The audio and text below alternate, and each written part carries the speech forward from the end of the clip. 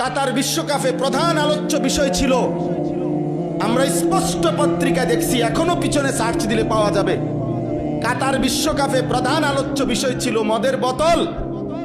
কাতার সরকার আইন করছিল স্টেডিয়ামের ভিতরে মদের বোতল সরাসরি খাওয়া যাবে না। এটা নিয়ে সারা বিশ্ব ইউরোপ তখন বিতর্ক করছিল যে না, এটা স্বাধীনতায় হস্তক্ষেপ, যেখানে অবাধে মদের বোতল।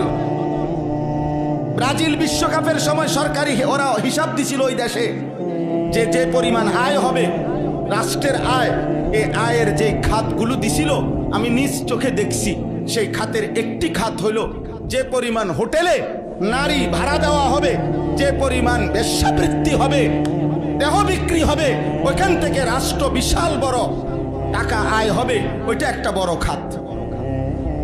আমি এই চোখে, আমি দেশে থাকি, আমরা সাদের দেশে থাকি না।